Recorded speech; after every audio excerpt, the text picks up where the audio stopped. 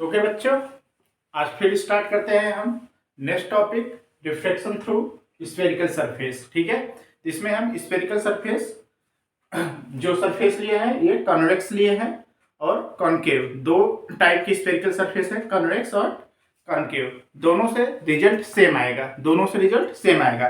तो अगर अभी तक आप हमारे लास्ट वीडियो नहीं देखे हो तो आप वो भी प्लेलिस्ट में जाके आप उसको देख लो। ठीक है, और वीडियो पूरा देखना लास्ट तक, तभी आपको बहुत अच्छे से समझ में आएगा। और यहाँ से 5 नंबर के क्वेश्चंस सीबीएसई बोर्ड एग्जाम में पूछा जाता है। ठीक है ना, तो अब स्टार्ट करते हैं इसको। ठीक है बच्चों, तो हम ये जो केस ले रहे हैं ये है ऑब्जेक्ट जो है रेयर मीडियम में है। ठीक है ना, when object in rare medium. Okay, तो अब अगर बात करें हम, तो यहां पे एक ऑब्जेक्ट है। अब एक चीज समझो, N1 refractive index of rare medium and N2 refractive index of denser medium. तो एक ऑब्जेक्ट, एक रे ऑफ लाइट यहां से इस पॉइंट पे आया और दूसरा का सीधा आया, राइट।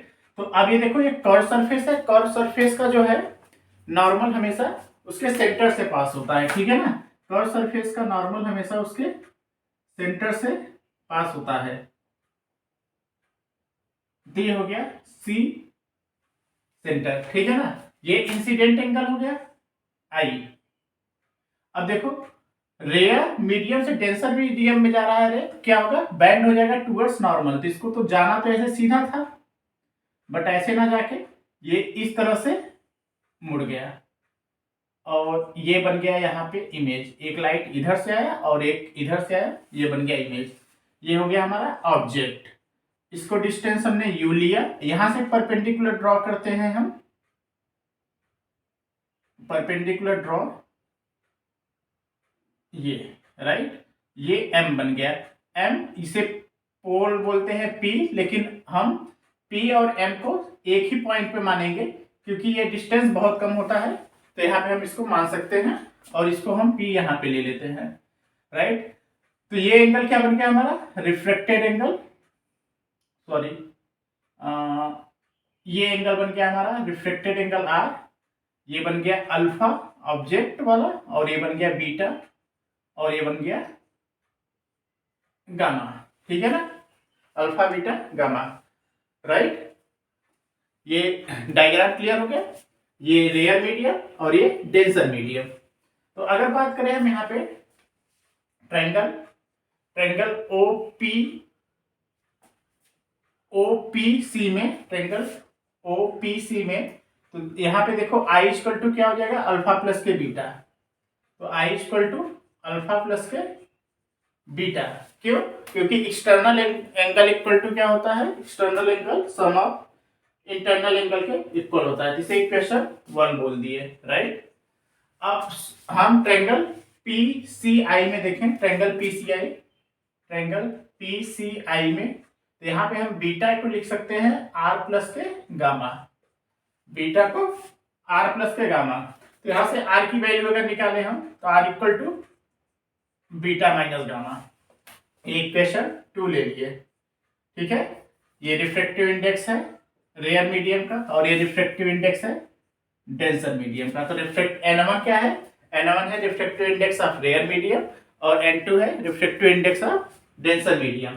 और ये कब केस है, when object in rare medium, when object in rare medium. ठीक है ना, और ये कन्वेक्स के थ्रू है। ठीक है, तो अब पॉइंट पी पे हम क्या लगाएंगे, Snell's law, by using Snell's law, by using Snell's law at point P पे स्नेल्स लॉ लगाएंगे। तो देखो, पॉइंट पी पे ही लगाना होता है क्योंकि जब मीडियम, जिस पॉइंट से मीडियम चेंज होता है वहीं पे लगाते हैं ना। तो यहाँ पे देखो, इंसिडेंट एंगल भी यही है, रिफ्लेक्टेड एंगल यही है, तो यहीं पे लगाएंगे। ठीक है, तो पॉइंट पी पे तो क्या होता है, साइन आई अपॉन में साइन आर, जिस मीडियम में रे इंटर करता है उसका रिफ्रैक्टिव इंडेक्स, तो N2 और उसके अपन में जहां से रे आ रहा है N1, तो ये हो जाएगा N1 साइन आई अपॉन में सॉरी N2 साइन आर। तो फॉर वेरी स्मॉल एंगल को हम क्या लिख सकते हैं, for very small angle, for very small angle के लिए हम साइन थीटा को थीटा लिख सकते हैं। तो ऐसे ही साइन आई को आई लिख दे, तो इसको हम N1 i is equal to N2 R भी लिख सकते हैं। साइन थीटा को थीटा लिख देते हैं, ठीक है ना। तो साइन आई को N1 I and sign are की जगह आर, और यहां से आई और आर की वैल्यू को पुट कर देंगे यहाँ पे। N1 आई की वैल्यू क्या है, अल्फा प्लस बीटा के, alpha plus beta is equal to N2, N2 क्या है, आर की वैल्यू क्या है, beta minus gamma, beta minus gamma, ठीक है बच्चों। तो ये हो गया। अब हम अगर बात करें तो इनका मल्टीप्लाई कर लेते हैं, तो N1 अल्फा प्लस के N1 beta is equal to क्या हो जाएगा, N2 बीटा माइनस के N2 गामा। अब बाकी चीजों को एक तरफ ले आओ, तो N1 अल्फा प्लस के N2 gamma equal to beta common ले लिए, N2 माइनस N1। अब अगर ये आपको समझ में आया हो तो ठीक है, हमने बीटा को एक साइड करके बाकी को एक साइड कर दिए। अब हमें क्या चाहिए, अल्फा बीटा गामा की वैल्यू चाहिए। तो अल्फा की वैल्यू हम निकाल लेते हैं, अल्फा इक्वल टू हम tan अल्फा लिख सकते हैं। देखो रे ऑप्टिक्स और वेव ऑप्टिक्स में हम साइन थीटा को theta equal to tan theta भी लिख सकते हैं, ठीक है ना, याद रख लो। साइन थीटा को थीटा भी लिख सकते हैं, इक्वल टू टेन थीटा भी लिख सकते हैं। तो यहाँ से टेन थीटा कौन से ट्रायंगल में, OPM में, ट्रायंगल यहीं पे लिख देते हैं OPM में टेन अल्फा क्या हो जाएगा, PM अपॉन में MO, PM अपॉन में MO। तो PM को PM ही लिखते हैं और MO की जगह माइनस के U। क्यों माइनस के U, कि देखो ऑब्जेक्ट ये है और हम यहां से जो है ऑब्जेक्ट की तरफ जाके डिस्टेंस मेजर कर रहे हैं, इसलिए ऑब्जेक्ट की तरफ जाके पोल पे खड़े हो जाओ, पोल पे खड़े होके ऑब्जेक्ट की तरफ जाओगे डिस्टेंस, जैसे यहाँ पे पोल पे खड़े हो गए, अब आप ऑब्जेक्ट की तरफ जा रहे हो मेजर करने, ठीक है ना, तो नेगेटिव। और यहाँ खड़ा होके ऑब्जेक्ट से दूर जाओगे तो पॉजिटिव, ठीक है। ऐसे ही ट्रायंगल यहां से PMC में beta equal to tan beta is equal to PM upon में MC, और PM अपॉन में MC क्या हो जाएगा, ये डिस्टेंस क्या हो जाएगा, हमने इसको R रेडियस ले लिया और ये डिस्टेंस V ले लिया, ऑब्जेक्ट का डिस्टेंस, ठीक है ना, ये डिस्टेंस V हो गया ऑब्जेक्ट का, राइट। तो यहां से क्या हो जाएगा, ये R, और ट्रायंगल PMI में गामा की वैल्यू निकालें, तो tan gamma equal to PM upon में MI और PM अपॉन में V। ये सब वैल्यू हम इस इक्वेशन में रख देंगे, इक्वेशन 3 में, अल्फा बीटा गामा की वैल्यू, ठीक है ना। तो alpha beta gamma in equation 3 में पुट कर दिए, ठीक है ना। तो अल्फा की वैल्यू क्या है, अल्फा N1 PM अपॉन में माइनस के U प्लस के बीटा, अरे गामा N2 PM अपॉन में भी is equal to N2 minus N1, और बीटा है PM अपॉन में R। तो PM देखो हर जगह से है, कॉमन लेके कैंसिल कर दो, तो यहां से आ जाएगा माइनस के N1 अपॉन में U प्लस के N2 अपॉन में V is equal to N2 minus N1 upon में R। कौन, अब देखो ये प्लस हमने ले लिया, प्लस वाला पहले, N2 minus V N1 upon में U is equal to N2 minus N1 upon में R।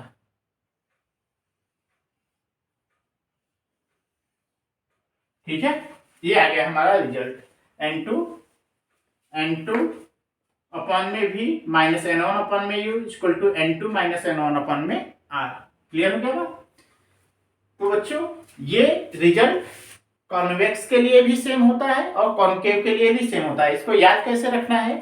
आपको याद ऐसे रखना है, यहाँ पे मैं बता रहा हूँ कि देखो अपॉन में V, तो V उसके साथ होता है जहां उस रिफ्लेक्टिव इंडेक्स, अब यहाँ पे N1 या N2 कौन सा आएगा? अब वो आएगा जहां पे रे इंटर कर रहा है। किस मीडियम में इंटर कर रहा है? N2 वाले में, ठीक है ना। तो N2 माइनस के N1 अपॉन में U, जहां से आएगा U उसके साथ रहेगा, ठीक है ना। U उसके साथ रहेगा जहां से रे स्टार्ट हुआ है चलना, U उसके साथ रहेगा जहां से रे स्टार्ट रहेगा, और V उसके साथ रहेगा जहां पे इंटर कर रहा है रे, जिस मीडियम सेकेंड वाले मीडियम में, is equal to N2 minus N1 upon में R। ये रिजल्ट आपको याद रखना है, ये प्रूव करने के लिए भी आता है, ठीक है बच्चों। तो ये हो गया जब ऑब्जेक्ट हमारा कैसा है? रेयर मीडियम में। और तो ये कॉनकेव और राइट, तो यहाँ का रिफ्लेक्टिव इंडेक्स N1 और यहाँ का रिफ्लेक्टिव इंडेक्स N2, ठीक है बच्चों। तो यहाँ से अगर एक ऑब्जेक्ट O है और ये यहाँ पे आया, ठीक है, तो अब इसका नॉर्मल ये हो गया, ठीक है। तो ये बैंड किधर हो जाएगा? Towards normal. और इसको बैक करो, तो इसको बैक करोगे आप तो यहाँ पे बनेगा आपका इमेज। तो ये एंगल अल्फा हो जाएगा, ये बीटा हो जाएगा और ये गामा हो जाएगा, ठीक है ना। तो ये एंगल हमारा क्या हो जाएगा? ये हो जाएगा एंगल आई, और ये एंगल हो जाएगा, ये वाला यहाँ पे लिख देता हूं आर, ठीक है। ओके बच्चों, तो अगर हम यहाँ पे आपको बताएं तो ये N1 हो जाएगा, ये N2 है, तो यहाँ से इस गामा इक्वल टू हम क्या लिख सकते हैं? अल्फा प्लस के आई। तो यहाँ से आई की वैल्यू क्या आ जाएगा? Gamma minus alpha. और इसमें गामा इक्वल टू देखें तो गामा इक्वल टू लिख सकते हैं हम बीटा प्लस के आर। तो यहाँ से आर की वैल्यू आ जाएगा गामा माइनस बीटा। तो यहाँ से आर आ जाएगा, यहाँ से आई आ जाएगा बच्चों। तो फिर से स्नेल्स लॉ लगा के यहाँ पे वैल्यू पुट कर लोगे और यहाँ से परपेंडिकुलर ड्रॉ करके चीजें रखोगे और सॉल्व करोगे तो सेम रिजल्ट आएगा। इसी तरह से आपको करना है, ये आपका होमवर्क है, ठीक है, ये आपका होमवर्क है, ठीक है बच्चों। कर्व सरफेस, इसका सेंटर ये बन गया इमेज और ये बन गया है सेंटर, ठीक है ना। ये परपेंडिकुलर है, ये P हो गया और ये वो पॉइंट M, ठीक है। तो सेम रिजल्ट आता है N2 minus N1, N2 upon में V माइनस N1 अपॉन में U equal to N2 minus N1 upon में R। सेम रिजल्ट आता है, रिजल्ट में कोई चेंज नहीं होता, ठीक है बच्चों। चलो अब इसको रब करके हम लेंस मेकर फार्मूला ड्राइव करेंगे इसी के थ्रू।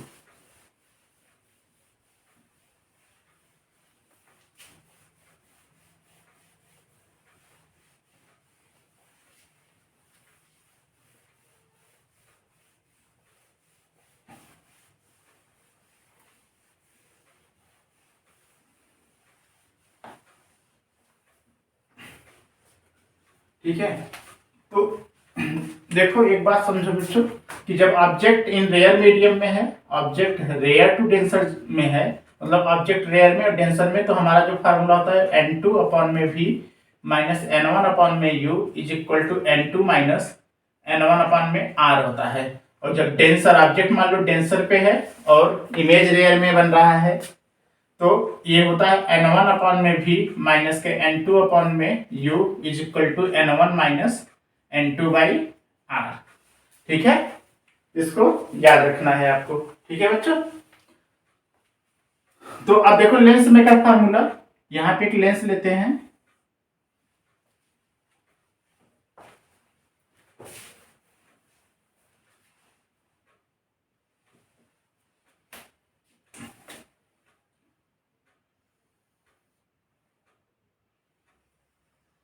ये लेंस है, ठीक है बच्चों। ये है लेंस। अगर हम बात करें यहाँ पे, मान लो इसका एक सरफेस ये 1 हो गया और ये सरफेस 2 हो गया। तो यहाँ से एक ऑब्जेक्ट है, इस ऑब्जेक्ट से एक रेज इस तरह से सरफेस 1 पे आया। तो अब देखो ये सरफेस 1 का सेंटर इधर कहीं होगा, तो नॉर्मल से ही, नॉर्मल इसके सेंटर से पास हो जाएगा। तो ये हो गया C1।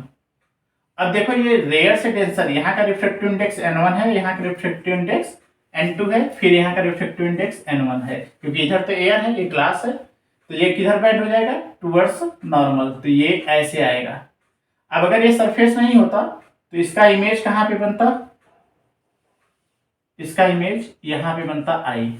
ठीक है, इसे हम I डैश ले लेते हैं, लेकिन ये यहाँ पे है तो यहाँ से फिर से इसमें रिफ्लेक्शन हो जाएगा। तो रिफ्लेक्शन हो जाएगा तो ये नॉर्मल हमने यहाँ पे ड्रॉ किया।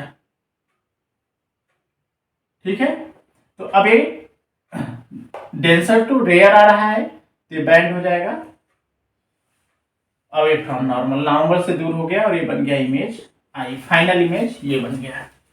ठीक है, फाइनल इमेज ये बन गया। तो ये डिस्टेंस हमने लिया U, और ये है सरफेस 2 का R2, ये है R1, और ये है हमारा फाइनल V, और ये है V डैश। क्लियर हो गया? ठीक है बच्चों, तो अब हम सरफेस 1 के लिए बात करेंगे। सरफेस 1 के लिए, तो सरफेस 1 के लिए अगर हम बात करें फॉर सरफेस 1, फॉर सरफेस 1 के लिए, तो ऑब्जेक्ट क्या है, ऑब्जेक्ट है O और इमेज